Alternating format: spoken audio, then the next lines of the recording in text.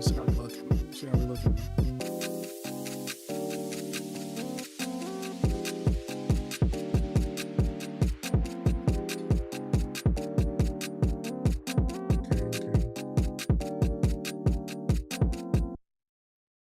We perfect. We perfect. We perfect. We perfect. Bam. And, you know, sorry I had some technical difficulties, you know. Let me get that straightened out. But so we got some for this stream, we're gonna have some, you know, a few topics. Then we're gonna get into some reactions, and then I don't know, we might maybe play some games later. So I got a few things that cooking up. Okay, so also, right, I got this is crazy. So, tell me why I've never done nothing this like this before. Tell me why I bought this super tough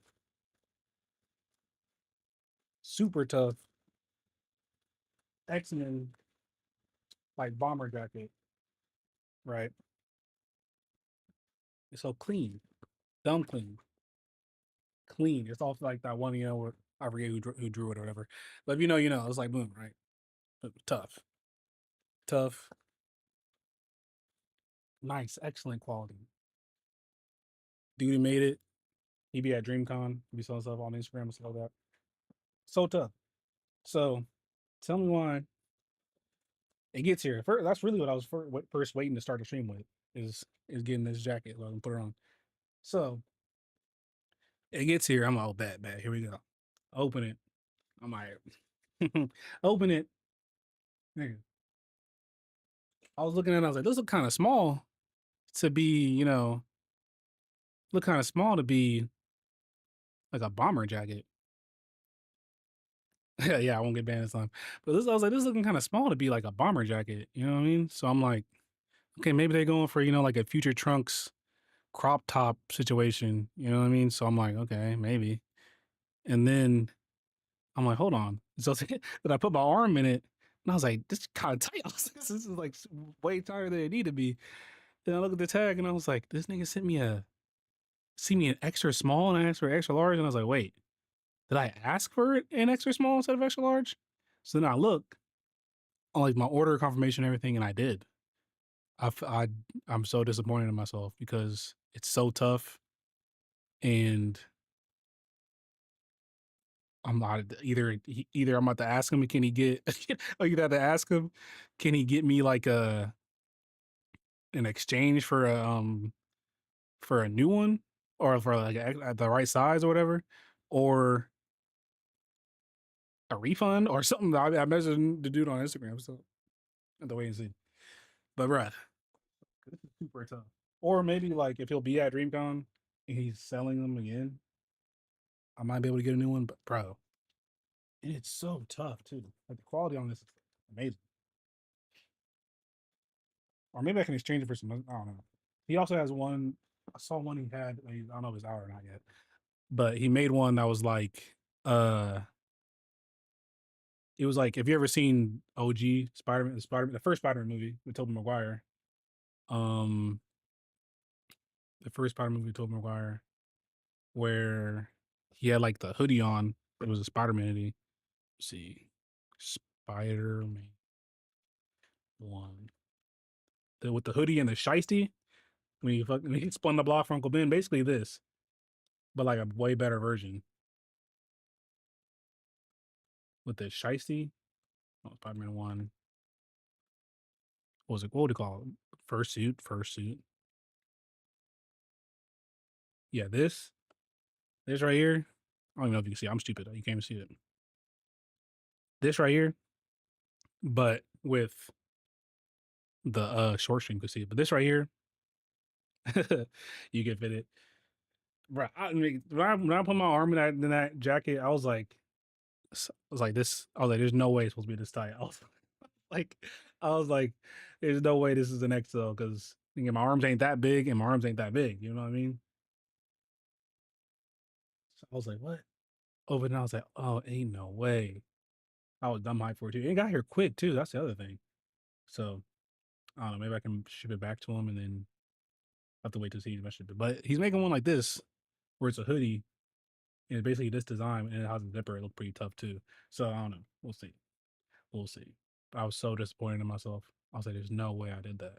I was in disbelief because literally I almost did that. Try it on. No, I want to rip it and I can't return it. But literally, uh, I looked at it before I bought it and I was like, oh, there's an extra small one. I almost bought it. So I was like, no, let me take that out the cart. Then I thought I added the extra large one, and then I bought it and I was like, whatever. I didn't even look at the confirmation or nothing like that because I just assumed I bought the right one because I'll never buy like a 6 sizes too small or whatever. And so disappointed. Anyway, let's get into some story. Let's get into some movie news. What should we start with here on comic book movie? Mm-mm-mm. George R. R. Martin calls details abysmal relationship with showrunner Ryan Coogler. I ain't gonna lie, George R. R. Martin, nigga, you still gotta finish the Game of Thrones books. So you shouldn't be worried about any relationship you have with the showrunners. You need to focus on writing the books. From what I understand, spoilers if you haven't seen Game of Thrones, the show, he's at the part where Jon Snow, spoilers again, he's at the part where Jon Snow dies in the books. And they haven't like included that at all. Like that's like the cliffhanger it's left off on. So like, why aren't you worried about that instead of just worried about House of the Dragon season 2, something you already finished writing and everything? House of the Dragon is fire so far to me. So I don't know what they have been consulting you on or have not been consulting you on, but nigga, get to writing. You how old is he? He gotta be how old is he? He gotta be like George. Spell George wrong.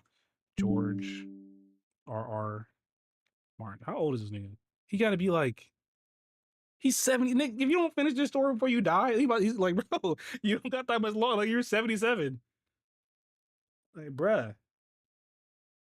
Like he still hasn't finished it. And like he's not even close to finishing. Like around that part, that's like around what, season 6 or 5 of Game of Thrones? And it went on for 3 more seasons past what he wrote. So he even know whatever. I'm just saying you don't need to be worried about that. But on some more Game of Thrones news, we might be getting a spin-off show about Arya. And it's like a sequel to the OG Game of Thrones show.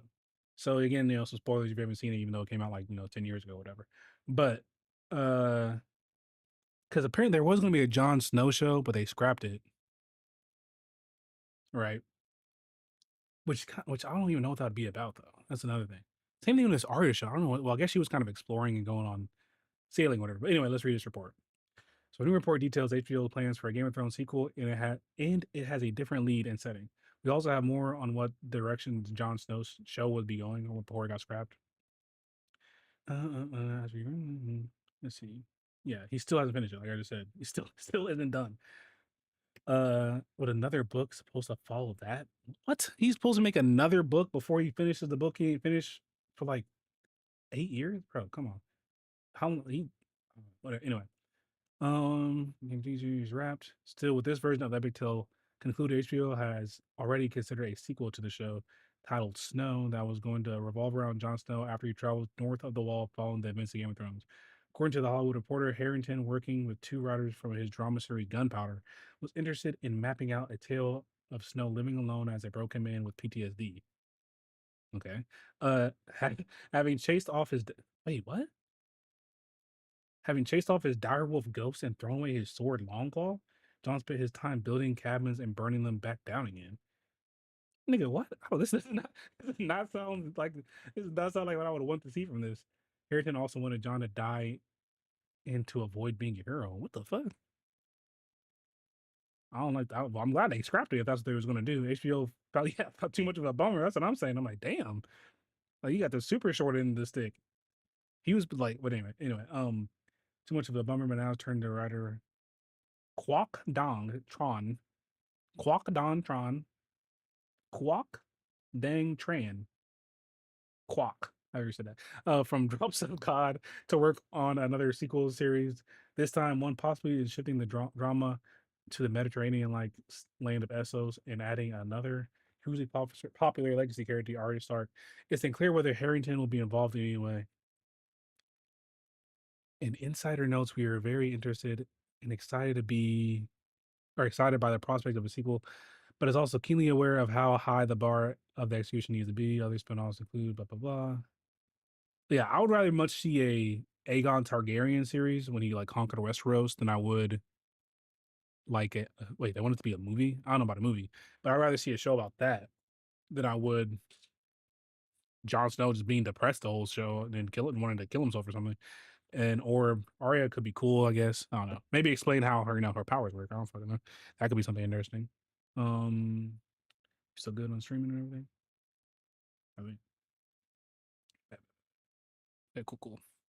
Where was that? And then yeah, I would rather see Aegon Targaryen show, or just more Targaryen shows in general, because there's some other stuff they could tell even after him.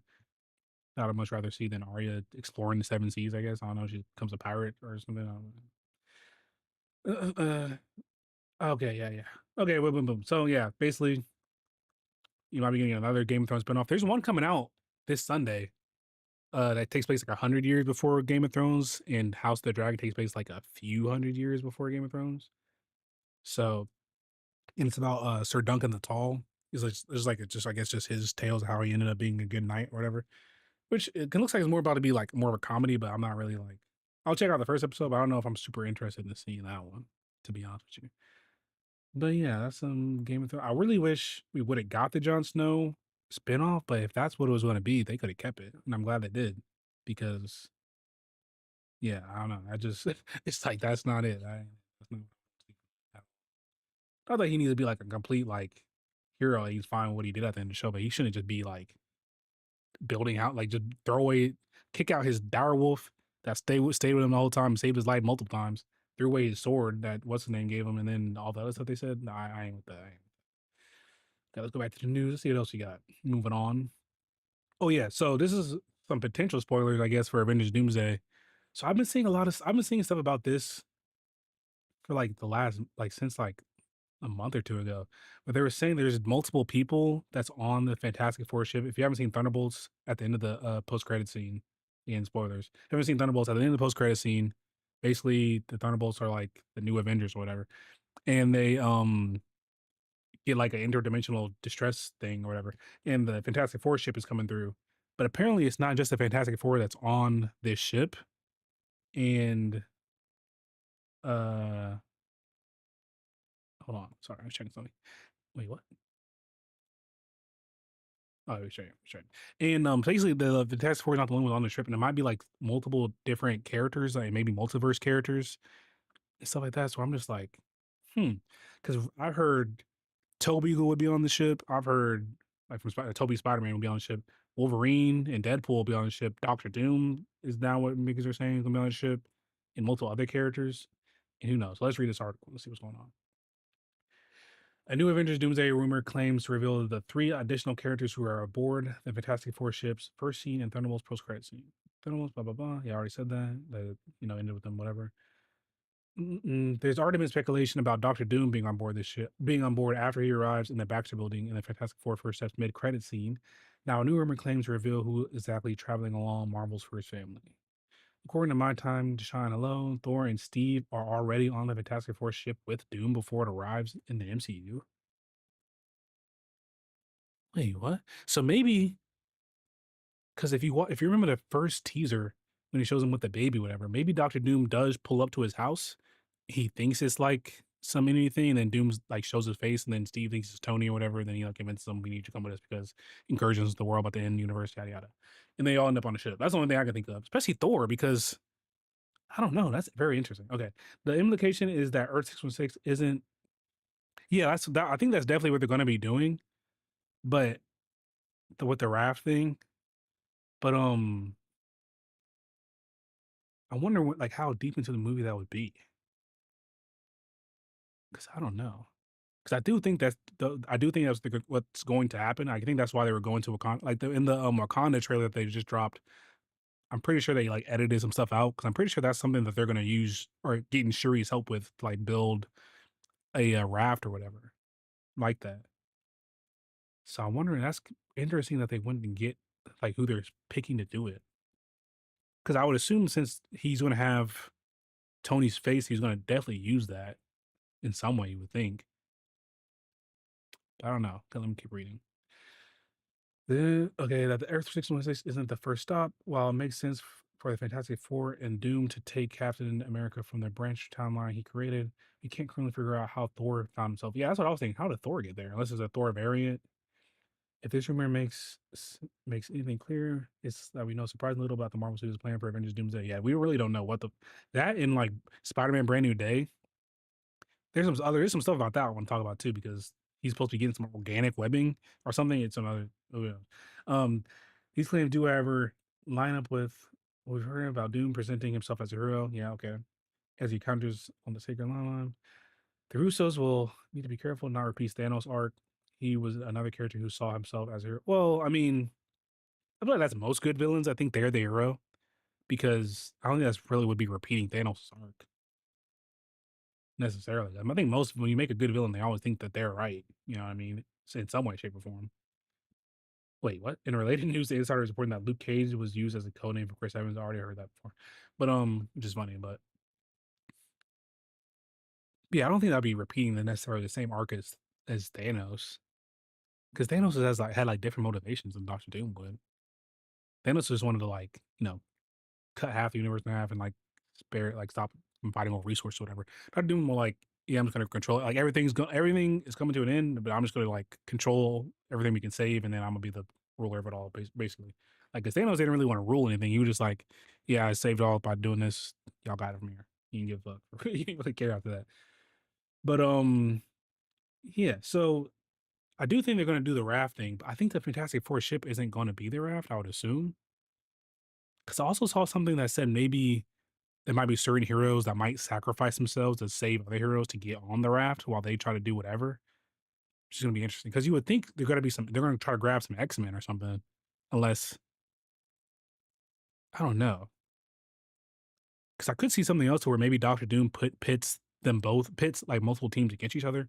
Because I do think that's what he's gonna end up doing. And while they're like fighting with each other, he's gonna do whatever he needs to gather whatever power he needs to like make Battle World and like make himself all powerful and everything. And then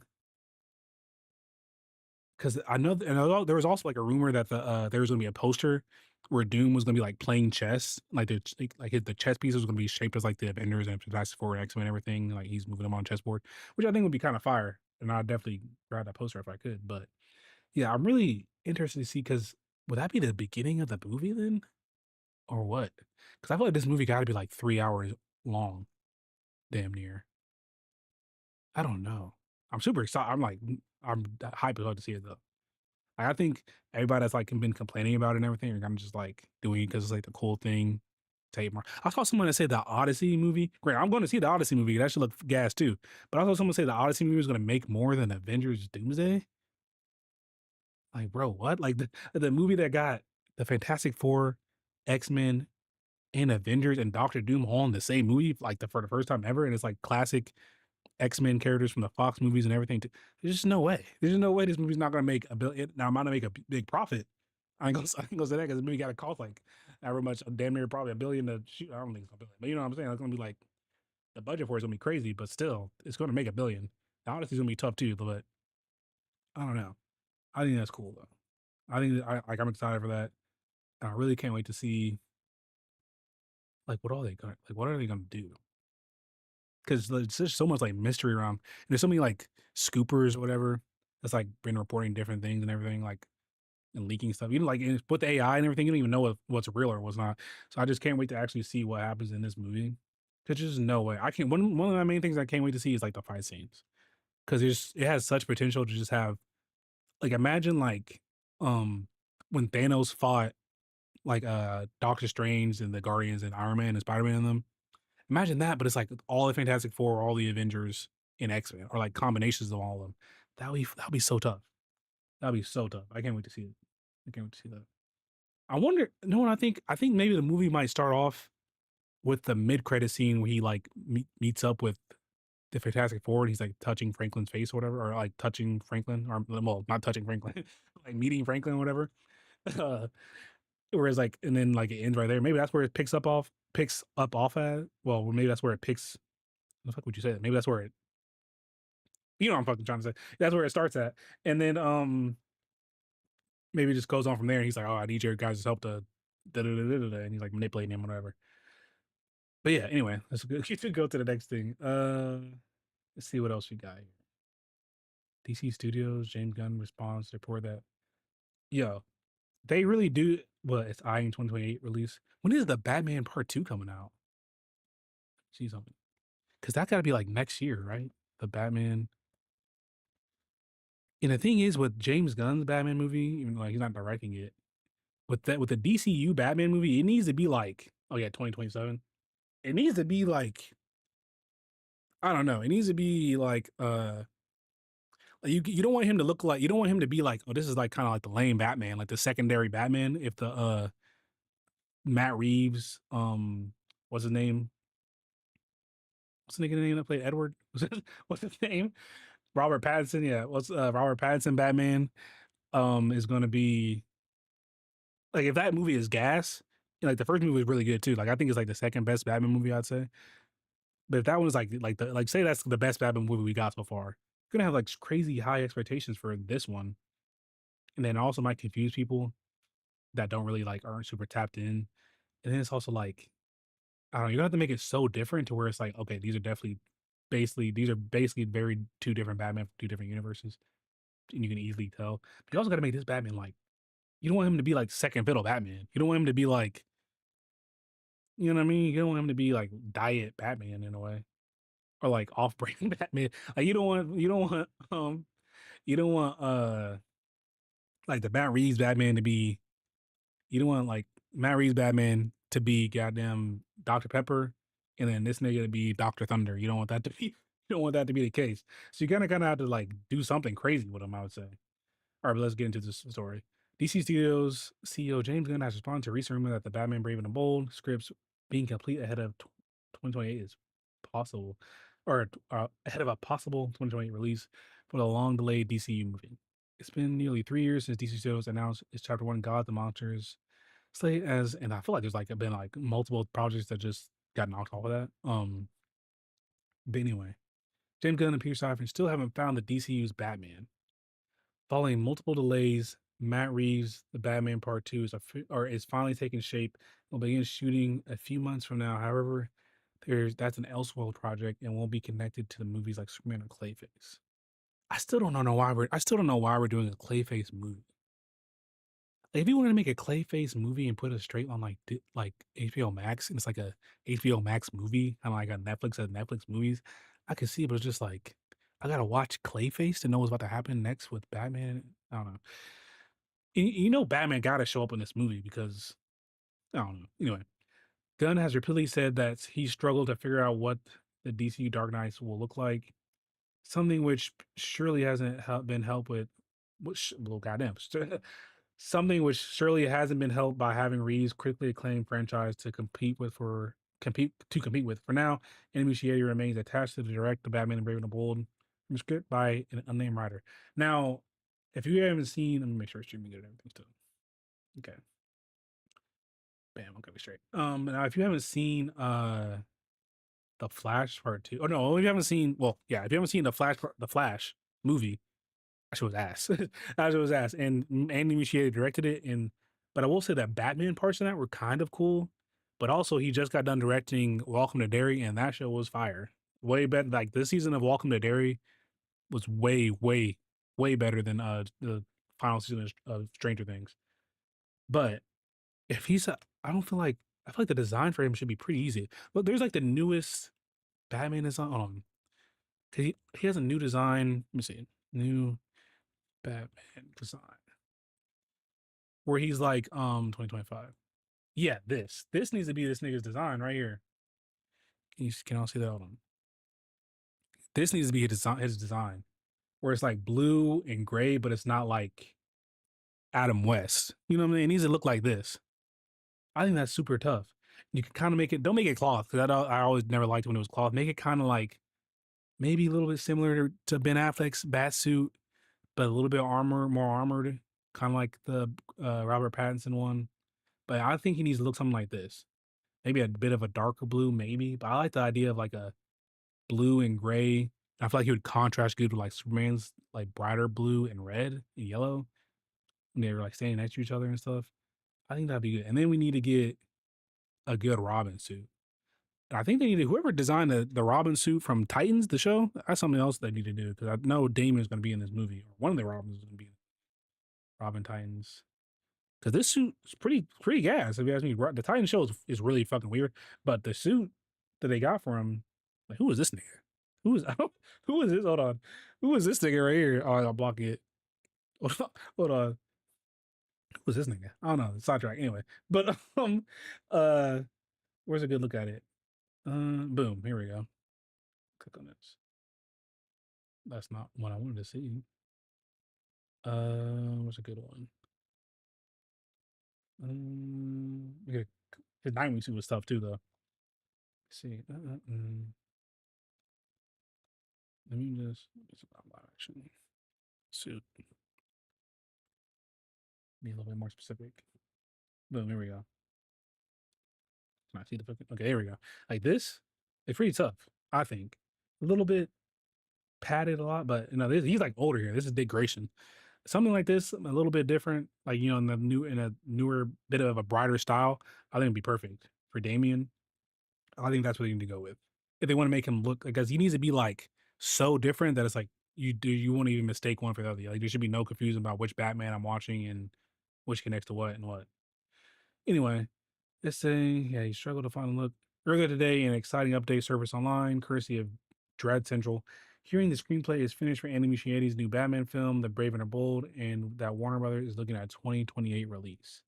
It didn't take DC Studios co-CEO James Gunn long to debunk it, though, as he took to threads to respond. Fiction stars, screenplay isn't finished. It's always interesting to see.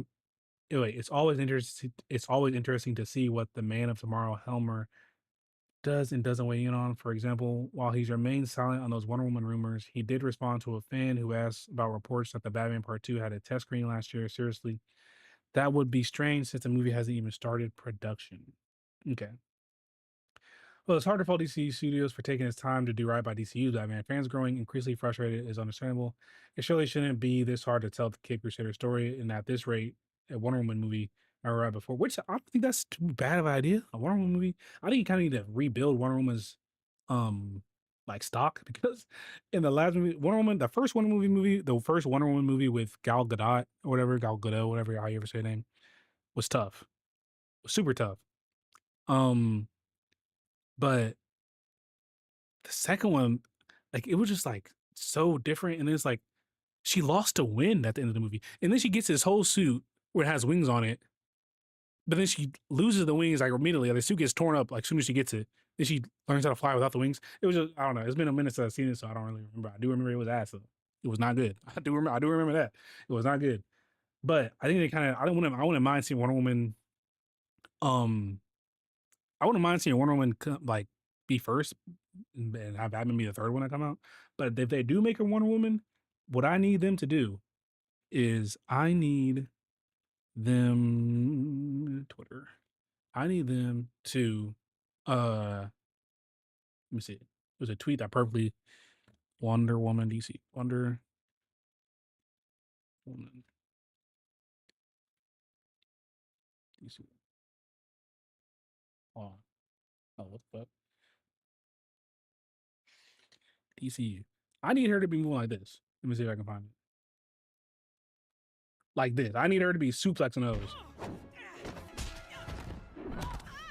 I need her to be I need her to be drop like I need she need to fight like Rhea Ripley. You need to be coming through, hitting those with drop kicks, elbows, sweet chin music. Look at this. Let me chill for niggas try to cancel me or try to like yeah, German suplexes. I need all that. Power bombs. All that. I need her to move like that because like that's just so that's what a woman needs to fight like. Like Wonder Woman likes to fight. She's kind of like Thor for DC, but she's a like a woman. That's kind of how it needs to be. I want her to be like to fight. I want her to fight like that.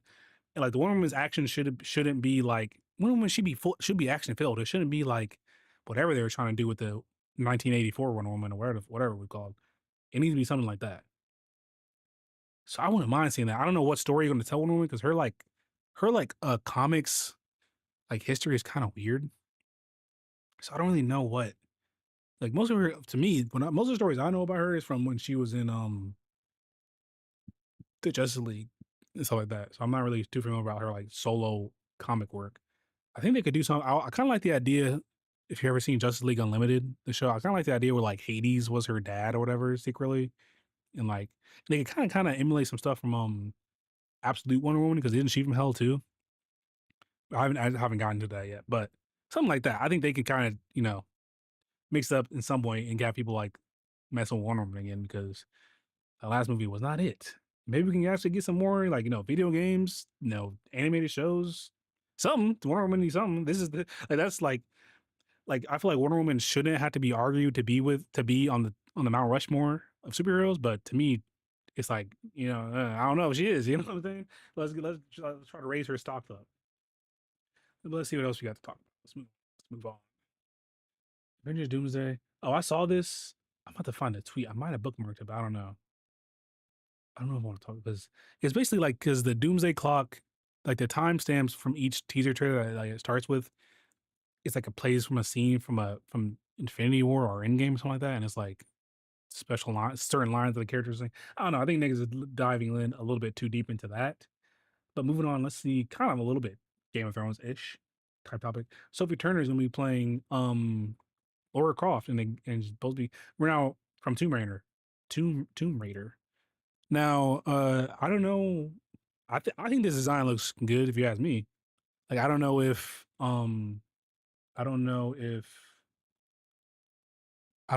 like this is bad or good. Well, actually I do. Well, look, niggas already commented they don't like it. But I think so I don't really know that much about Laura Croft, but from what I understand or from what I always knew about her, she was just like if Indiana Jones was Angelina Jolie. That's basically what I know about Laura Croft. But I think she looks good as Laura Croft. Like I think she looks good. Um, and I know there's probably some niggas that think like she doesn't look. There's probably some gooner type niggas that don't think she doesn't look like because original Laura Croft wasn't she made to like make like get little boys into like hooked on gaming or some shit. Original because she had like them Sydney Sweeneys, them heavies. Original Laura Crofts because she was designed a certain way. Like yeah, and wasn't there like a secret thing where you could like see her neck or something if you put it in you know what I'm saying? Like she looked a certain way in her first little PS1 however she looked. And there was a Tomb Raider movie not too long ago. See, the only thing I ever knew about Laura Croft was like, Angelina Jolie. And then I saw this movie, which was okay. But I guess that wasn't good enough for anything else happened. But I think she looks I think what's her name? Sophie Turner? Sophie Turner bad. If you ask me. Sophie Turner bad. So if niggas is complaining about the way she looks, you're crazy. Sophie Turner bad. And I think she played a great Laura Croft. She does not change her accent, nothing like that either. It's on Prime Video? This come on Prime Video? I'll have to look at it later. But I think she'd be a great Laura Croft. I mean, she got to look for it. I mean, is Laura Croft a Reddit? I think she's like brunette, maybe. I don't even think it really matters. She look good as Laura Croft to me. I might say it just because she's in it, nigga. You know what I'm saying? So, and yeah, I haven't really seen like I haven't played none of the games. I know that there was like a reboot one for PlayStation not too long ago. That was supposed to be pretty good, I guess. But yeah, I don't know. She's basically female Indiana Jones slash Nathan Drake, I guess. So I don't know. Maybe if y'all y'all know something about Laura Croft that I don't, she like really like that. But I'll see it because I'm a fan of Game of Thrones. I'm a fan of her when she was Jean in the X-Men movies. So let's get into this article. Let's see. Okay, Amazon MGM Studio has shared their official first. Okay, so it is on Amazon, so it's probably gonna go straight to Amazon. Oh, it's a TV series. Oh, I thought it was gonna be a movie. A TV series would probably making some tough TV shows. So I actually will tune in. Amazon MGM has shared their first look at Sophie Turner suited up as Laura Croft in Prime Video's Tomb Raider TV series, and the costume design stick closely to the games. I mean, it's not like it's that hard to like. She had like what a tank top and some cargo shorts with the it's like some gun strap. I don't even. I feel like it's not that crazy of a design. You got to stay faithful to. Has announced okay. They've announced that the production is officially underway on his upcoming Tomb Raider TV series. I like that. Amazon is putting like a lot of games into shows and stuff. They're making like they're adapting a lot of video game stuff. Like they got the God of War show that's coming. They already have Fallout, and then they're getting this, which I kind of fuck with because we don't like. I wish they would have got Halo. Oh my god, this is about to be a side. The Halo show. It started off so good, like with the action scene that they start off with, and this nigga Master Chief takes his helmet off at the end of the first episode, and then like it's just but bro, that show was so dumb. Show was so dumb. Show was so dumb. And then they said that the nigga who was like playing as him or whatever was like, well, you're not gonna be able to see, like the emotion or anything or acting when he has the helmet on. So now, what do you mean? What do you mean? Think y'all didn't watch The Mandalorian and Grogu? Y'all didn't watch y'all didn't play Halo, nigga? What like I don't understand how they could do that. Anyway, that's just a sidetrack. I can't believe they did that to Halo. I can't believe they did that to the Halo show. That show should have been because it looked good. It looked like the way everything looked was great. After the second episode, I was like, this nigga took his helmet off and is wearing on this little girl who's a little. Anyway, um, okay, but let's get back to the story. As we first reported on Game Fragger, you gotta be careful when you say that one. I don't know what the I don't know I don't know where did that name come from, but Amazon MGM Studios announced that blah blah officially underway with Sophie Turner from Game of Thrones, Laura Croft, yada yada. We're sure you'll immediately notice the show sticking very closely to how the character appeared in the original PlayStation video game, right down to her glasses and the color of her tank top. Fans often demand accuracy, and while that's always risky comparison to cosplay, there's no denying that Turner looks the part. But the character will look, yeah, Fragger. I'm like, bro, what? Uh, I was like, a game frag. Like, I guess it means like like frag in a game, but like I don't know, they could have. Whether the character's look will evolve over the course of the series or is remain to be seen. Let's expect the costume design more in line with what was used in 2018. Yeah, movie starring Alicia Vikander. Yada yada. Okay, I can't say much about the preparation. Began in February. I've been training for a long time now. Coming up on a year, and we're going to start shooting in January. I'm really excited. So I haven't started shooting yet, so we're probably not going to see this till like 2028 ish too, or late 2027 at the earliest. But I feel prepped, and I feel really lucky to have such a great relationship with Amazon. I'm excited for the world to see what we do with Laura and Tomb Raider. She had, I think it's going to be something special. Prime Video's Tomb Raider series is based on the comic. Oh, okay, yeah. Oh, it's based on comics. Oh, the iconic. Okay. Tomb Raider game. Oh, yeah. Okay. The project stars as Laura Croft. Sophie Turner, Sigourney Weaver. Uh, I just watched Avatar. Well, I just watched the newest two Avatar movies, and Sigourney Weaver plays like one of the kids from the like one of the like like Navi kids or whatever. I don't know why they couldn't have tried to like AI something her voice to make it sound like she wasn't like a 70-year-old woman in this little kid's body. But that's all I thought about. Like I don't know if she's tried to act him, but she just has a very old woman voice, like an old mature woman voice. And she sounds very much like I don't know. That was just that was just funny to me. Mother, like I don't know, I don't know. That's like I don't know. It was just funny. I was like, bro, she does not sound like she's supposed to be like 16 or however old she's supposed to be. But the series is executive produced by Amazon. Yada yada. Okay, check the first look and yada yada. Okay, cool. I'm excited for this actually because I think Amazon's been on a roll with their show so far. So I think so. And they got a good actor with Sophie Turner in it, and she looked the part. And yeah, I'm gonna check it out. I don't even know nothing about Tomb Raider. I thought it was gonna be a movie. As a series, it could be pretty interesting. I wonder, what they could do something interesting if they're getting all like the PlayStation like game characters.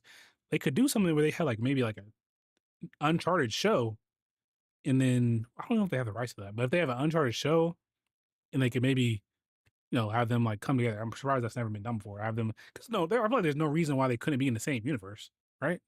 There's like I don't feel like there's nothing too crazy about either of them. Maybe I'm tripping, but I think they could that'd be something fun they could do too. My mouth doesn't line up with the audio. It might be on the it might be on the shorts feed. I don't know if you're watching the short stream or the mainstream. That might be the short stream. Let me look at the thing. That might be the case. Let me see if I can change something real quick. Let me see. It'd be on the. Oh yeah, it's true. It's tripping. Oh, that's a lot too. Let me see if I can fix that in the settings real quick. Do. Bam. It needs to be. What is that? Need to be. Bam.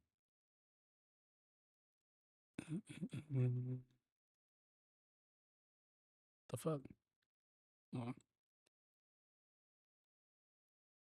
okay. I don't know if that helped, but maybe it did. Let me see. Yada yada yada yada yada.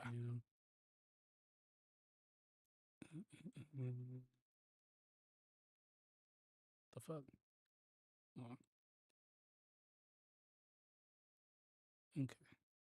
I don't know if that helped, but maybe it did. Let me see. Yada yada yada yada yada.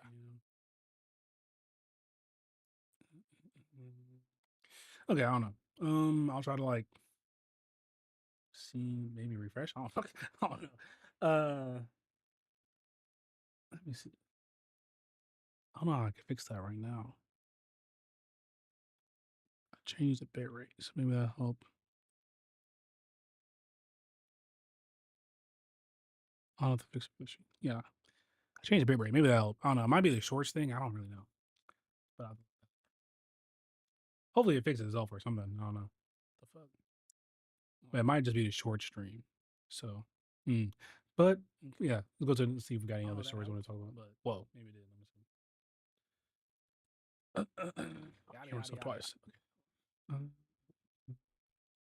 Okay. I'm gonna try to fix that later. See if that help.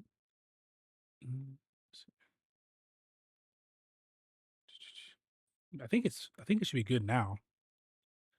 If it's still not good, because it says this, because before it did say the stream health was good, now it's saying excellent for that one. So maybe it's fixed now. I'm not sure. You have to let me know. Let's see. What else I want to talk about? Oh wait, where is that at? Okay, here we go. So this is kind of interesting. So the Amazon, so like I said, Amazon been making a bunch of you know, kind of video game series based off like from the PlayStation like catalog of things. Is it Crash Bandicoot getting a movie too? I'm pretty sure on. Is that by Crash? It's gonna be like Mario's, not Mario. Well, maybe Mario style. Is it either Mario or Sonic style? Which I'm definitely seeing that shit because. Oh, well, I just looked it up and said there's no. I thought I saw something about that. Anyway, okay. But so if you, I don't know if you played God of War Ragnarok. I kind of played it when I was at like my uncle's house. Like I beat the last boss for him. If I never played the game, but God of War, Ragnarok, and then God of War, the like the reboot, whatever. So they're gonna basically make a live action Amazon Prime series about that, like that those two series of games. I'm pretty sure. And we have who's gonna be playing Kratos, and it's actually kind of interesting because the dude who's playing Kratos is the dude who was playing Thor in the second movie, I guess, or second movie in the second game and kind of the first game. He's this is the dude who played Thor. Also, this is the nigga from this is the dude from freaking Remember the Titans. That was crazy to me when I saw that. I was like, wait, what? He's a dude from Remember the Titans. He's like the main white dude. What's his name? I can't remember his name, but he's the main white dude. Remember the Titans. It's the main white dude. Where is he? This dude? I don't want to play this because I know they might take this. This dude, this nigga right here, right here. The dude on the right, it's him. That's him. That's crazy. I was like, wait, what? That's crazy to me. That's so crazy. It's like that was just so like just blew my mind. Like that nigga's Thor and now he's Kratos. But what's the name? Ryan Hurst. So he's gonna be playing um Thor, or no, he's gonna be playing Kratos. Because I guess basically they're trying to. Because one thing that's kind of weird for me about the God of War games, because in the old God of War games, when he didn't have the beard and everything, he was like thinner or leaner, I guess. He kind of had like Egyptian looking features. Like, let's see, let me see. I guess young Kratos, and his voice actor was black also. Yeah, I guess he does show up in the new game, right? They made him look a little bit more, made him look a little bit more like rugged looking in this one. But in the OG game, he had more like a maybe it was just like the design that like style back then. But he had more of like a hold on, he had more of like a I don't know how to describe it, but you know what I mean? He has more of like an angular, like he doesn't look like Triple H. You know what I mean? He doesn't look like Triple H. Hold on. Ball Triple H. He didn't like Triple H. So I guess they're trying to go for the Triple H look, you know? I need Fox News. Yeah, you're trying to go for like the Triple H look, I guess. You know, like the whole they'll this, you know. I guess that's what they're trying to go for, but still buff, I guess. But I don't know. So I'm like, because the dude who voices Kratos said he wanted to play him, but he is like very, very like uh Polynesian looking, I guess. Like he looks like he's very Samoan, I guess. So maybe they just want him to go for more like a Greek white looking, you know what I'm saying? Norse looking type of nigga, I guess, to be Thor or to be Kratos. But let's see, let's get into this article. Oh, we got another one from Game Frogger. From Game Frogger. I don't need to change that, bro. That's a little. I don't know. I don't know. That's funny though. But as we first reported, Sony Pictures Television and Amazon MGM Studios have confirmed that Ryan Hurst will play Kratos in Prime Video's upcoming God of War TV series. The actor is no stranger to the franchise as he portrayed Thor in PlayStation's God of War Ragnarok. That means he'll bring an established familiarity with his epic tale to role as Kratos. I think he has the voice for it for sure. After previously being nominated for a BAFTA award for his performance as God of Thunder. Okay. Hurst recently wrapped shooting Christopher Nolan's The Odyssey. Oh, he's in The Odyssey too. Shout out to my nigga from Remember the Titans.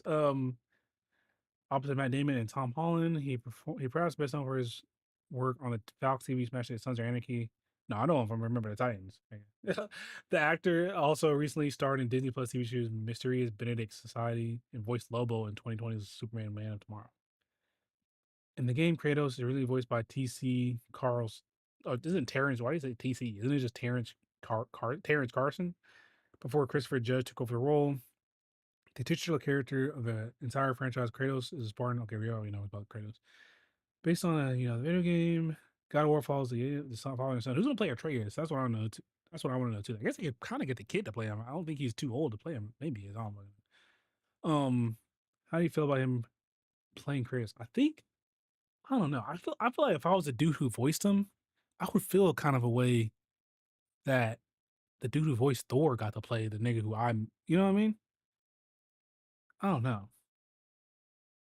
Maybe he was just a better actor, like maybe he's just a better physical. But he was doing the mocap and stuff too. I don't know.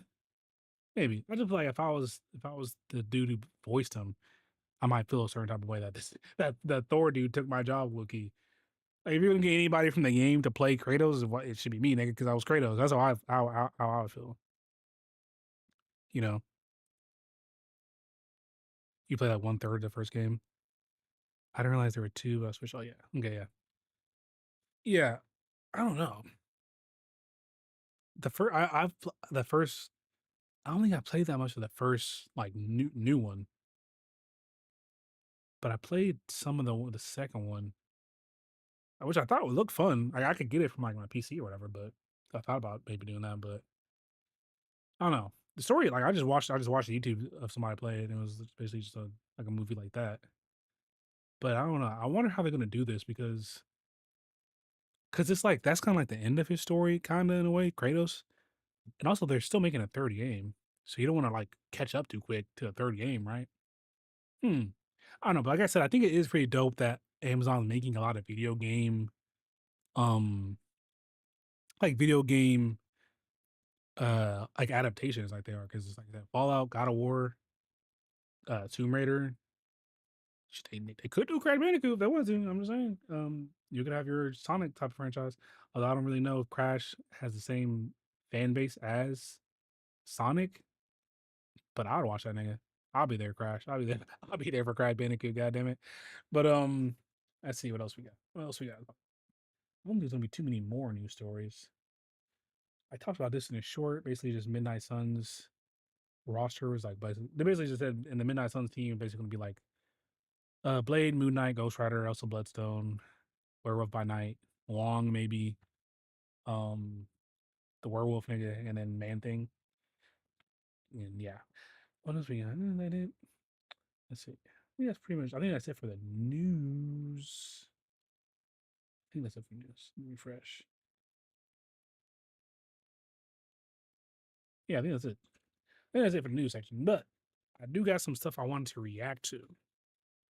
Let me check and see if that fixed the. If I fixed the whatchamacallit, the short stream.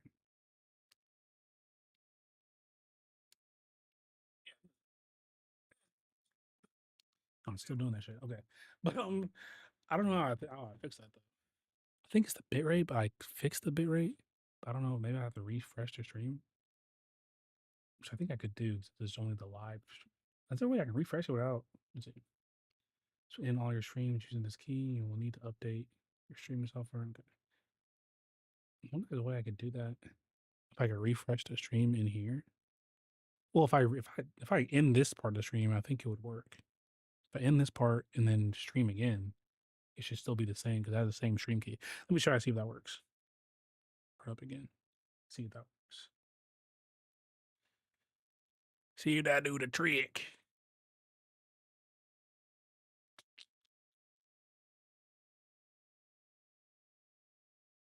Part and then stream again. It should still be the same because I have the same stream key. Let me try to see if that works. Put up again. See if that works. See if that do the trick. I think it might have. Let me see. Refresh. Yep. Stream again. It should still be the same because I have the same stream key. Let me try to see if that works. Put up again. See if that works. So I'm hearing like trick. I think it might have. Let me see. I think it is. I think it's working.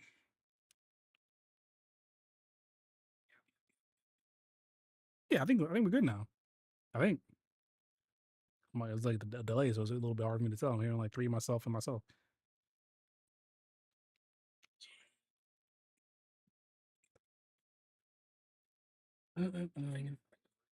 Yeah, I think we're good. At least on my phone, I'm good. On my phone, I'm looking at it. It looks fine. Okay, whatever. Let's get back to it. Oh yeah, I wanted to react to stuff. So the Scream. Hold on. The Scream 7 movie trailer, or not trailer. It was like a TV spot had dropped. I wanted to react to this because I haven't seen it yet. I haven't seen it yet. Now I know there's a lot of controversies. Well, I guess controversy around. Controversy around this movie because if you don't know, um, basically the 2 stars of the last 2 Scream movies that came out are not in this movie because well, one kind of got fired because she said I don't know if she said free Palestine or if she said something, or she said like stop the wars or something like that. And then they let her go because they said she was saying some anti-Semitic stuff. But really, what it was is after each movie, the actor, like each sequel that an actor is in, they have to increase their pay for the returning role or whatever, and they didn't want to keep paying her. And then there's actually a lot of drama for this 7th Scream movie.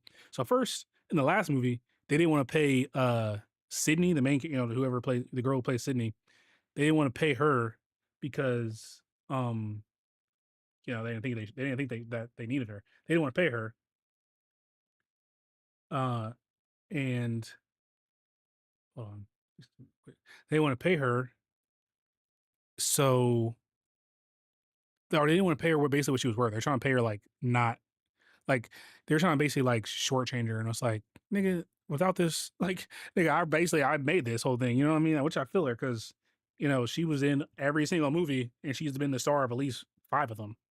So it's like pay her. You know what I'm saying? Like and it's like a respecting, like pay the person who like paved the way for who for the franchise. You know what I mean?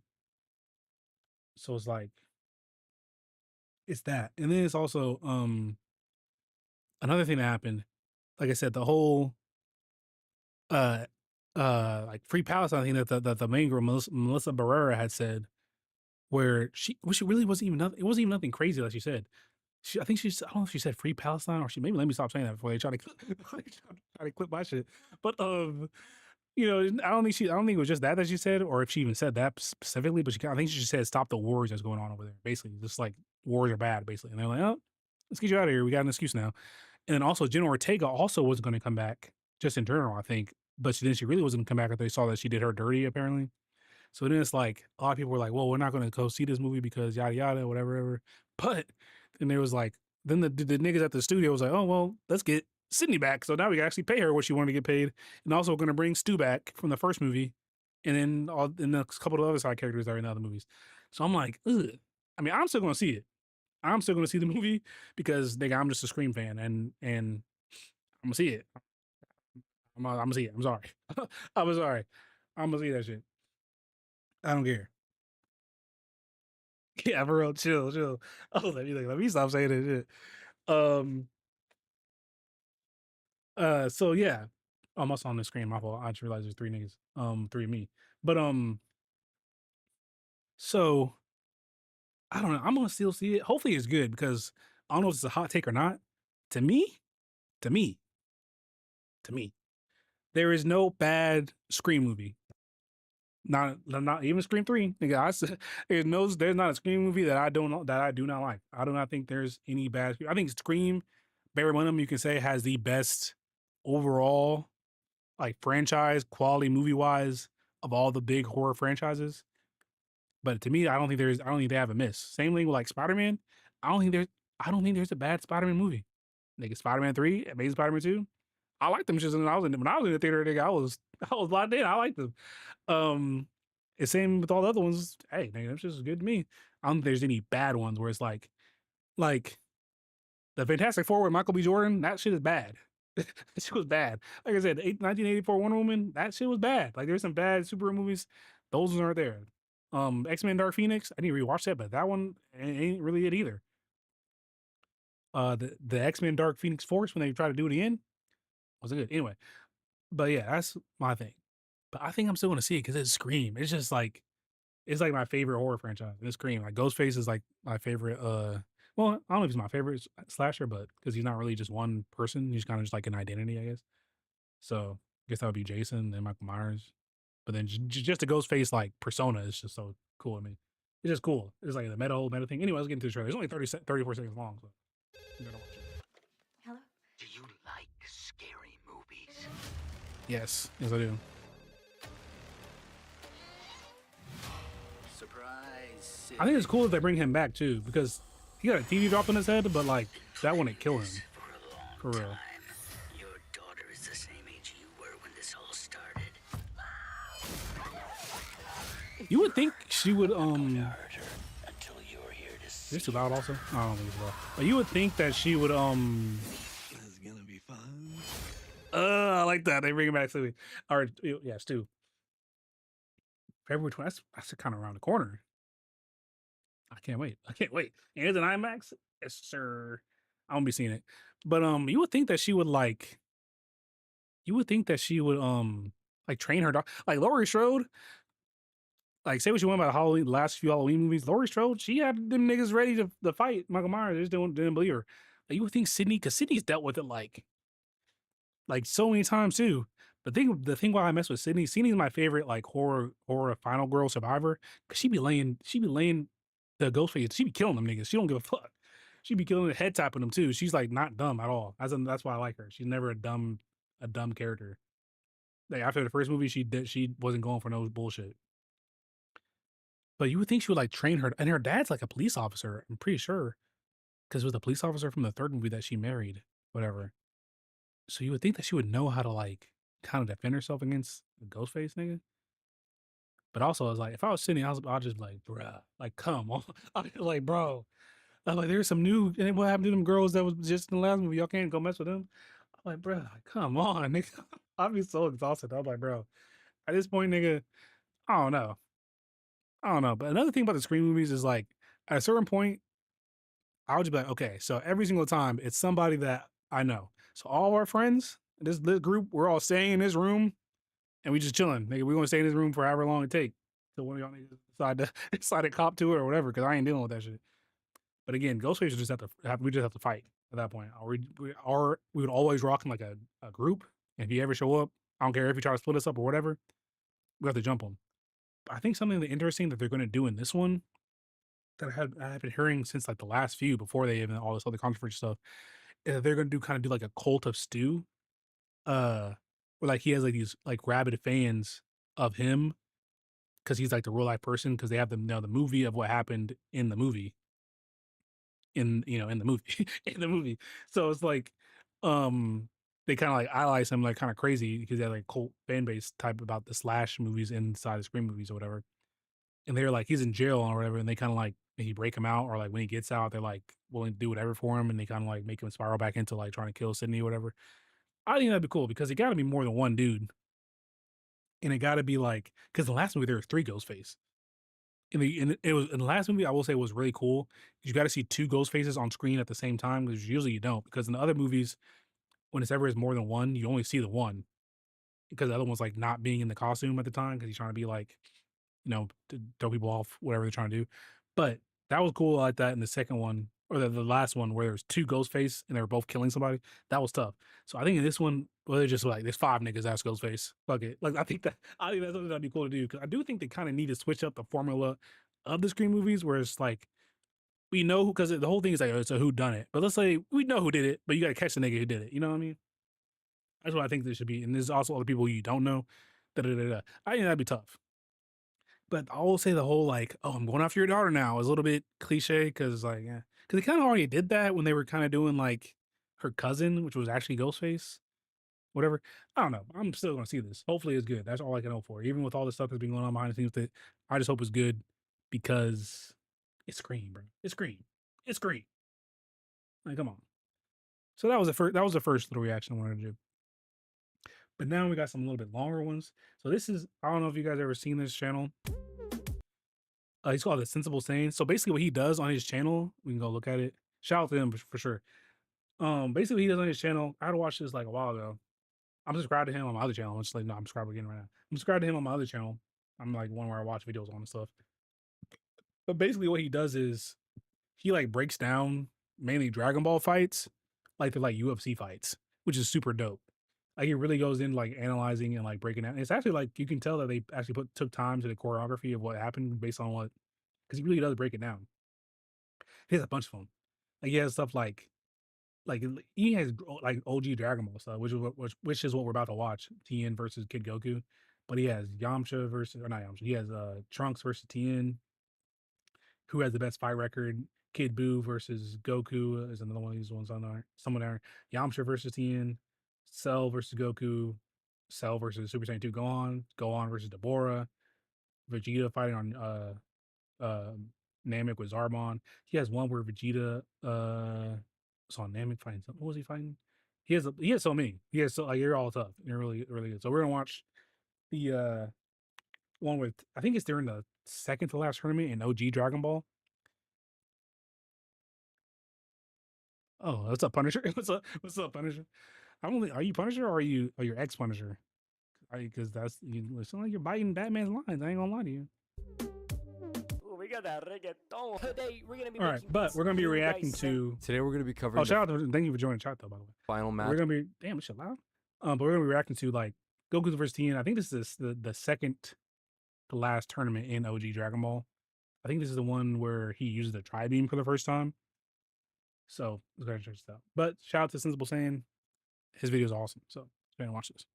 So boom. for the 22nd Budokai Tenkaichi, Goku versus Tien. Just like the last video we covered, this is a true 50-50 I love fight. OG Dragon Both Ball, guys are by the coming way. into this one looking almost unstoppable. Goku's coming off of 2 jaw-dropping performances, and Tien has wins over not only Goku's teammate Bro, Yamcha. Tien did Yamcha so dirty. Oh, he did him so dirty. He did but also Yamcha the so previous dirty, tournament bro. winner Jackie Chun, which, if we're talking about resumes, has got to be like the best win anybody's had. No, at this isn't the second to last one. Well, yeah, I guess it is the second to last one. This is the first time they fought each other. point of the series. There's also the Turtle School versus Crane School dynamic to it, and the revenge aspect. So this one, there's just a lot on the line. The two are squaring up as we Get break comfy, this let's fight get down comfy. and score it with the 10-point must system. This fight is scheduled for 5 rounds. At the end of each round, the winner gets 10 points, and the loser gets 9 points or less, depending on how badly they lost. If it goes all 5, the scores get tallied, and the fighter with more points wins. But the fight can end in any round via stoppage. Okay, let's get right into it. Sound the bell. Round 1. Let's go. The round starts off with Goku rushing his opponent. This is a great Tests his fight, guard too. with the back chop, but he doesn't budge. Now the young Saiyan's momentum is stifled. Tien shifts his stance back to throw the rear kick on a static opponent, but whoop! Goku dodges midair and wraps the tail around the leg to swing around and land a nasty body shot. This combo is his go-to when he's fighting a tall opponent. He does almost the exact same thing later when he fights Demon King Piccolo. Catches him off guard too, although he did manage to counter. Like you see what I'm saying? Like he breaks down like Goku has like similar moves that he busts out and everything. I think that's really cool. Like he does in his editing and stuff like that. It's fire, dude. Shout out to this dude, Sensible Saiyan. A shot sent Tien flying, but he recomposes and takes to the sky. Goku, being really aggressive here, tries to hit the flying sidekick, but eat that Dodon wave. Beautiful counter here that drops his opponent. Really bad move by Goku following up in the sky like that, where Tien has a huge advantage, and telegraphing the shot Dodon too. Ray! That was easy money. But he gets up easily and darts back in, this time vanishing by darting at lightning speeds, just like what he did to beat Krillin in his last fight. They really, But again, I would have really loved it if they did like a Hunter. I don't care about Avengers Doomsday. Just give us the MCU X-Men. Just give us Kitty Pryde. Give us Fate. Give us Rachel Summers. Give us Monet says, give us Mystique. I think for based on what you're saying, I think the MCU should take heavy inspiration for their X-Men team from if you ever seen the X-Men Evolution show. I think that's something they should go with. If Kitty Pryde was on that team, I think that's kind of the dynamic they should try to have a bit of a younger team, like a couple mentor older X-Men. I think that'd be fire. I think that's something they should definitely do. But back to what I was saying, I would love it if they did a reanimation like Hunter x Hunter style of OG Dragon Ball, or like they had in the Dragon Ball. What was the movie? It was called Superhero movie with Gohan and Cell Max and everything. Because they showed like an animation style of like OG Dragon Ball with Goku fighting the Red Ribbon Army. In that type of, that would be would just print money. I don't know why they don't do it. They would just print money. They gotta be watching that week to week. I don't care. Like, and then like kind of cut out certain things, filler types. I'd be so tough if they did that. A Hunter x Hunter style reanimation of OG Dragon Ball. Like they would just print money, especially if you don't have an ongoing Dragon Ball series right now. Just print money. If you did that in like the Dragon Ball Daima animation, even, bruh. Like I don't understand. Just do it. Just make it. That'd be so tough. Not that this animation looks bad. It still holds up to me. It still has like a nice retro feel to it. But still, anyway, let's get back to it. Bad move. He saw Tien's match against Jackie Chun that optical illusions are tailor-made for him and his Sharingan to counter, especially since he doesn't have the art of surprise here. Sure enough, he finds him and... I think we're gonna go with you. Oh, we gotta add. That's great. Awesome. Let me get the contract. One last thing. You're SOC 2 compliant. He's not letting up at all. He used to now be that a he's got him menace. hurt. Tien and Nasty elbow Shiatsu to used the to be a body, menace. pins him Okay. to the wall. Now he's absolutely teeing off on him with a truly disgusting combo. Goku's getting lit up like a Christmas tree here. Tien, done seasoning him, winds up a massive axe handle that bounces Goku off the floor. Then he picks him up, just has him looking like roadkill. Me personally, I'd throw him in the trash right now and just take the win by ring out. But Tien's gonna do a really bizarre move called the volleyball technique. To this day, I do not know why he went Diddy mode here, bro. You are not Hisoka. As the name suggests, he's just treating him like a volleyball before finishing off the combo with a massive spike that drops his opponent for the 3rd time this round. Everybody thinks Goku is cooked, but in true the audience, the crowd for the Budokai Tenkaichis, or the whatever you call it, the Budokai Tenkaichi tournaments, that shit had to be like they didn't care if they died. That's how live that shit was. Look how like they were just seeing their most epic stuff ever. I don't even know were they paying for these seats? Like, was there a price to admission? Because imagine seeing this for free. It'd be crazy. And it's like once a year too. I don't think they were televising it at this point because they were televising it when like Hercule was doing it and stuff. I'm pretty sure. Like that's something you just had to be there for. I'm sure. And then you see Goku and Tien. That shit was great. Like that's like I couldn't imagine that. And then like just the fights that you would see. Just crazy. You don't even know who's gonna pull up. They got a dragon, a little old dragon might enter this fucking tournament and fight a 12-year-old. Who knows? Like who knows? Like a fucking mummy. Like you know what I'm saying? Like a nigga whose superpower is he smells bad. Like that's the type of shit that would be pulling up. That's just so funny to me. In fashion, he pops back up. I just still imagine very this much is in the real. fight. And he's talking about I'm gonna use my battle strength now. Apparently he was holding back for Tien's safety. Kind of crazy to sandbag in the finals when you know your opponent is elite. But hey, that's that classic Goku arrogance. Hey, you don't want Goku to know if he's stronger than you though. He rushes him again. And Tien is Once Goku and Gohan know that they're stronger than you, they're gonna do the most disrespectful. They gonna become the most disrespectful characters ever, dog. Goku and Gohan are the most. If they know you're stronger than you, nigga, they they gonna start doing the most. So too much. caught off guard by the speed, gets clipped with the right hook. Shot to the solar plexus, another right hook, left hook. He's bouncing his head around like a pinball machine before unloading with the body shot flurry.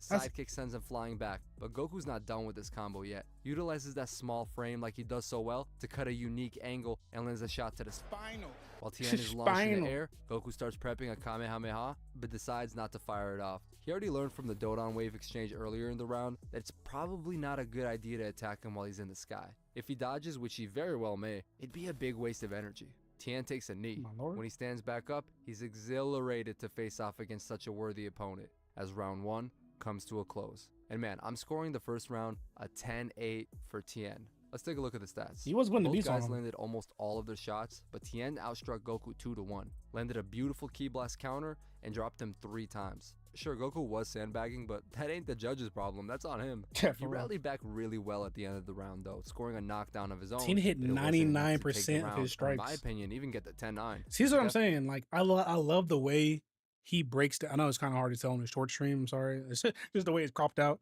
But I love the way he breaks down the fights. I just love the way he does it because it's like, it's so interesting. I just love the fact that he does that. Okay, my fault. I just love the way they do that. Like he handles that.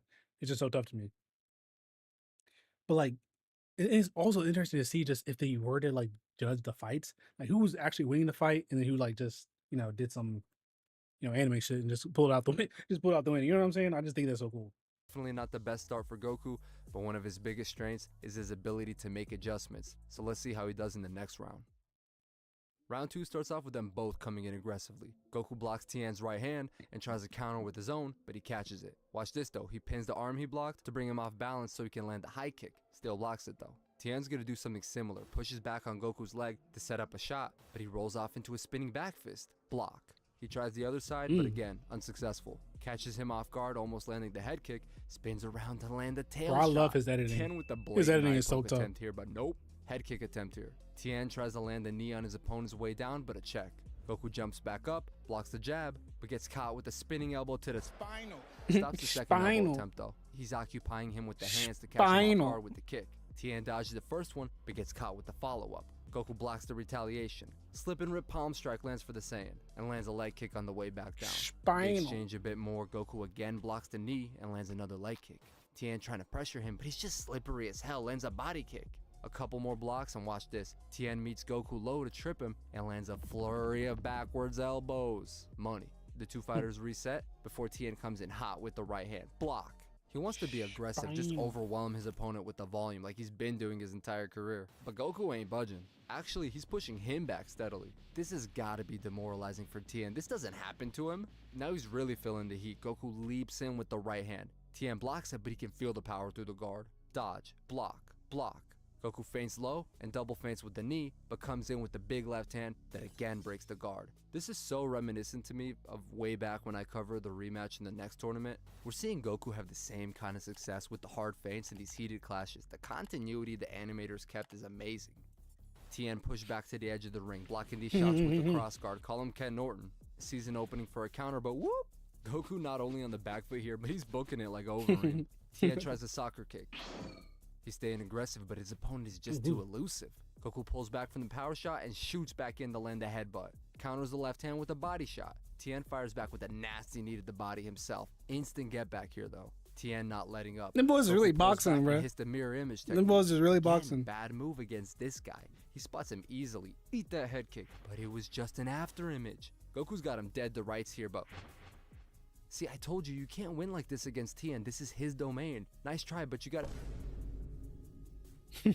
Goku counters with a kick to the temple, winning the after image exchange and dropping Tien heavy. This is super impressive work here. And he actually And when you watch OG Dragon Ball, you get why everybody's like, bro, when Goku get here, it's up for y'all. When Goku get here is you know what I'm saying? Because like he literally was handling every problem, like was just unstoppable even when he was a little kid. Like he was just the savior. Like he was like you could just like if you watch OG Dragon Ball, you can just tell like, oh, that's why they revere this nigga so much. It's like Goku, like why niggas is calling for his name and everything. It's because he just like that. He's like that. Kid Goku gotta be. Not that I don't like OG. Not that I don't like adult Goku, but Kid Goku is one of my favorite anime characters. In general, I really like Kid Goku. I don't know why. But in Dragon Ball Z, my favorite character is it switches between Vegeta or Future Trunks and then Goku. But you know he's top 3, but it's either Vegeta or Future Trunks. But Kid Goku would be probably like 4 in all Dragon Ball Z, or all Dragon Ball in general, and then no, he would be 3. But yeah, he'd be 3 in all of Dragon Ball in general, and then 5 would be like Gohan maybe when he ain't on bullshit. Maybe Piccolo. That's why he's surprised to see Tien beat the 10 count as round 2 comes to a close. And I'm scoring the second round a 10-9 for Goku. This was a super competitive round, but Goku stole it at the very end with his knockdown. Actually, I think he was a little bit ahead of Tien Yeah, before Tien did that not hit. too. No, Their strike strike. stats No, I were guess super neither of them similar, did, but for real. Goku was controlling the ring But more and Goku got making a the better knockdown. adjustments. I'm not saying Tien wasn't very competitive, but he was noticeably more frustrated than his opponent and seemed just a step behind. The score is now 19-18 in favor of Tien. Goku's closing the point gap from the first round, and he's fully taking the momentum. But we're still early in the fight. Let's take a look at the third round. If you're trying to stay lean and I thought that was jacked Steve and Kerr. I was like, what the fuck? athletic in the comfort of your own home, I I think have it was Steve something Kerr. game-changing to Round 3 starts off with Tien pissed off about losing the last round. He wants to right that wrong as soon as possible, so he pulls out one of his ace moves, the Solar Flare. While everybody is blinded, he bomb rushes Goku, trying to land a huge right hand, but he grabs it. Him being so caught off guard made this counter to the body even more devastating, bro. He's hurt real bad. Remember, Goku had the advantage of seeing this move done in Tien's last match, so he was able to think on the spot and steal Roshi's glasses when he needed to. And here he pays for his arrogance again by turning his back on his opponent, thinking it's sweet. Eat that knee. Goku with the cast iron jaw somehow doesn't get dropped and even gathers distance, but he's hurt. Now here come the shenanigans we don't want to see. They're about to clash, but something freezes Goku up, making him get clipped heavy and dropped. He gets up pissed off, calling Tien a cheater, but he's like, what the hell are you talking about? They come in again, guess when Goku Shiatsu blocking the started kick cheating. flurry. Tien parrying the punches. Takes a step back It's to block the sad. big one with the knee and almost lands a head kick in return. He takes to the sky and Goku follows. Right before they clash, we see Master Shen's been giving Chaozu orders to use his psychic powers on Goku. That's that insecurity. And again he gets clipped because of this interference. I'm surprised Tien hasn't caught on by now. Not only is he taking unnecessary damage, but he had to waste energy on a Kamehameha to keep him from losing by ring out. Bro, the same thing happens a third time. This little idiot is ruining the fight. Roshi and Yamcha are catching on to the foul play. Tien still has no clue. How, bro? Look at this. It happens For a real. 4th time. What, you don't notice your opponent's having a freaking seizure every time he tries to engage? For real. This is just complete BS.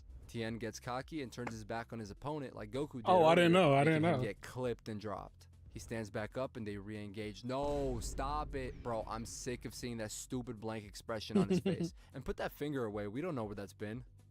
Yamcha has a broken leg, so he has an excuse for not intervening. But what was Master Roshi on? Do something! Lancho's the only one willing to take action. This little is gonna make me lose my parlay at plus 1,000. On my $50 bet, that's $500. She tries to bash this dude's head in, but it doesn't work. Yay, they saved Chaozu. Meanwhile, Goku is getting teed off on and dropped like a sack of potatoes. I actually ain't trying to shoot him. Round, Tien finally finds out about Yamcha, Master Shan and Chaozu's launch intervention quick to and demands up the, that they stop. up They're the arguing tool, telepathically, and Tien says that he wants to win a fair fight and that he doesn't want to be a mercenary anymore. After hearing this, Shen is absolutely crashing out, and here come the Kamehameha. Do we ever Look, I see know Shin it again wasn't his after fault, this? but I don't gotta think we take did. a point away from Tien for all the BS Goku was put through. And I won't be counting any of the strikes he landed on the stat sheet for his benefit. Which, by the way, if you're curious, was 164 shots God and damn. 5 knockdowns. Yeah. The round ends here, and I'm gonna score it a 10-9 for Goku. And with the point deduction, that's gonna make it a 10-8. Very weird stats here since I'm not including the interruption shots, which was like 95% of the round. It is what it is. As crazy as this round was, it still isn't as bizarre as when that one dude parachuted into the ring during the Holyfield fight. What the fuck? Goku is now up 28-27 going into the championship rounds. Let's take a look at the 4th round. Round 4 starts off with both fighters lunging in, but Tien takes his foot off the gas at the last second and gets clipped with a head kick. He bounces back but gets punted up top once more. Then he absolutely gets lit up with this 47 strike combo from Goku, getting dropped twice in the process. Goku's wondering why he's not throwing any shots back, what's going on, and he says, Chaozu's interference gave me an unfair advantage. Now we're even. I actually appreciate Now the we're noble even. gesture, so as a courtesy, I won't be counting these shots for Goku on the stat sheet, just like I did for Tien, but my brother, we are not even. Oh well, at least we're finally done with the BS. Tien's gonna reach into his bag to pull out one of the more bizarre techniques we've seen in the show. Yeah, bro. especially Tien from a be doing human. some weird He's gonna hit shit. us with the Machamp. He feints his sidekick, comes The in hot multi-arm with a double technique. chop attempt, but a block.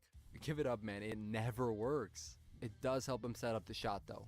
Goku dodges and pulls away, but immediately starts to get overwhelmed when Tien comes in with the flurry. One of those punches comes through and almost knocks him out of the ring. Goku recomposes, though, and catches his opponent off guard with a sidekick. He thinks he got him, but You think it's not easy? Tien lands 5 vicious headbutts to the body here. Me personally, I'm spamming these at this point because you'd be safer from the tail, shit. which Goku does use to whack him in the face with and stun him. Then he keeps just smacking him silly here until Tien is forced to let go.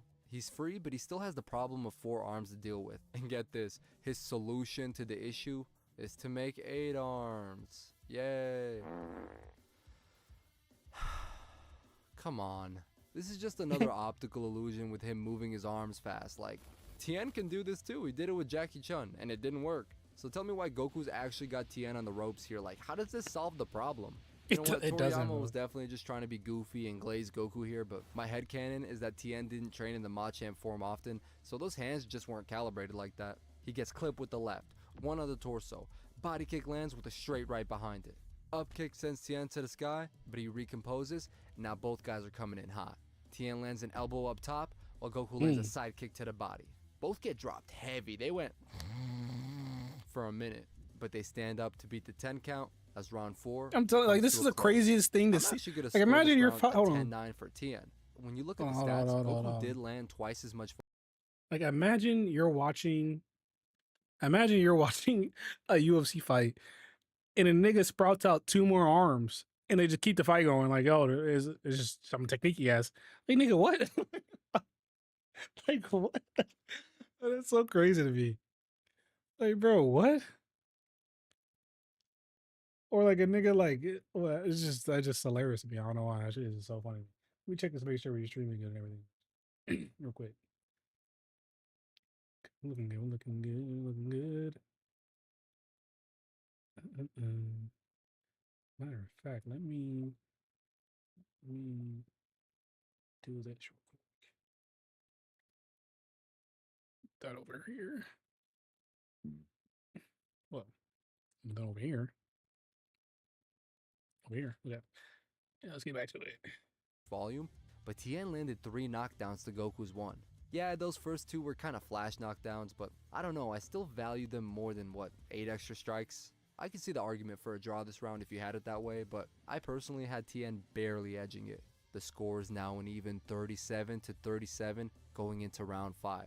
This is it, winner takes all. Let's take a look at the 5th and final round.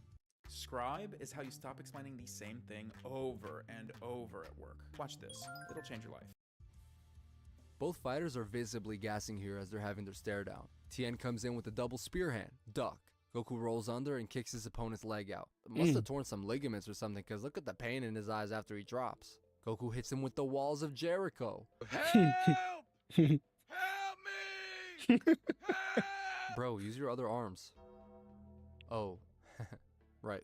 He grabs him by the neck. Really, he should be fighting the hands, but this might work. Goku's struggling to stay conscious, but I think the pain and fatigue was too much for Tien to sustain his Machamp technique, so the arms retract. What the hell was the announcer thinking trying to get an interview here? Could you tell the audience how you feel? My legs are being pulled from their sockets. How do you think I feel? You can blow to Joe Rogan. Shouts offering to help again. Just stop. Okay? This is why I was happy when Mercenary Tao put him in the hospital. I was truly happy. I liked it. Tien just thugging it out. He's a junkyard dog. Outmuscles and launches Goku into the arena wall. He dropped him. But the young Saiyan comes out of the rubble and he's looking locked in. Tien's not going to risk exchanging with this dude anymore. He's been half a step ahead in the hands department most of this fight. Don't get me wrong, Tien has excellent hand-to-hand skills, but Goku is just better at making those adjustments. He has better adaptability. He's a born fighter. Tien's advantage in this matchup is his incredibly deep bag of techniques. And he's about to use his ace move, fixing something the real Tri-Beam. quick. He warns Goku to dodge because he won't survive before he takes to the sky. He plans to destroy the ring, basically forcing a win by ring out since his opponent can't fly. Goku wants to tank it, but Roshi is begging him to dodge. He knows the Tri-Beam is just different. Tien fires off the blast, and look at Goku's face changing real quick. Even he's not built for this one. When the smoke clears, the ring is gone, leaving just a massive crater. Only a geologist could tell you how deep this goes. This might be the most dense, compact ki blast in the entire series. Look how close everyone was to the Tri-Beam! Tri-Beam is so zero tough. collateral damage. Even the grass is still green. Real quick, look how packed that arena is. Goku is a pay-per-view draw. He's a needle mover. And he's For alive real. too after taking Tien's advice last second and dodging. He flies up to him and Goku thanks him for the warning, saying there's no way he'd have been ready to evade if he didn't tell him ahead of time. So right off the bat, if this wasn't a tournament fight, Tien would have slaughtered him. And guys, if you see in the comments anyone even tries to argue this, my friend, you've just spotted a VIP member of the Goku Glaze squad, because ain't no way. But that's coulda, shoulda, woulda. We're here now, and Goku isn't giving up. He's always looking for a solution. That's one of the things that makes him so Oh, special. shit. He's charging up a Kamehameha, and Tien, like a moron, is just like, I can handle that blast. Bro, just fly away. What are you even doing here? Dude's about to fumble the bag so we can have a conversation. Talk to him about the fight while you're counting your prize money. The young For Saiyan real. turns around and fires off the beam to propel himself like a rocket and lands a huge headbutt to the body. He gave him the Raditz special. Now they're free falling, just waiting to see who hits the ground first and loses. Look at the OG tournament announcer, his dedication to the job. He could have just said screw it, it's a draw, but he's got too much love for the game. He needs to give the audience the accurate result. Goku farts out a little Kamehameha to give himself a bit of height, and now he's got the clear advantage. Sorry, It I'm looks like pressing Tien's gonna fall first, but Tien wins in the 5th round. That's the same way you via lost the ring first out. one. That's the result of the fight in the show, but with our format, this is basically a double knockout, and the fight would be ruled a no contest. That's my official No result. And that's contest. not me trying to be biased towards Goku. I'm just trying to be consistent with the format. It's such a weird one to call. Goku technically lost in the show, but he was the better fighter. But Tien would have won with the Tri-Beam. It's just, honestly, the more I think about it, Tri-Beam! no contest really does seem like the right call. Even though I really did want to use this format to give an official winner for the match. It is what it is. Here are the stats for the fight overall. Again, this is not including any strikes thrown or landed because of the Chaozu shenanigans. Still, Tien was ahead on strikes landed, strike connect percentage, knockdowns.